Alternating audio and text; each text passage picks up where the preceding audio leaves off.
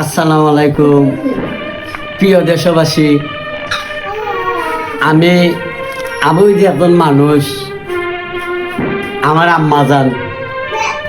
আম্মা জান রে আমি সবসময় যদি এইভাবে অর্থ দিয়া যদি সবসময় আমার আম্মা জান রে আমি খুশি রাখতে পারতাম, তে ভাই আমার মনটা আমি বুঝাইতে পারতাম।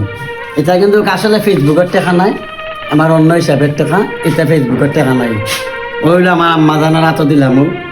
আপনারা দোয়া করবা যেমন আমি যে জীবন পাইসা থাকি, যেন এভাবে আমার মার মনটা আমি সবসময় খুশি রাখতাম পারি।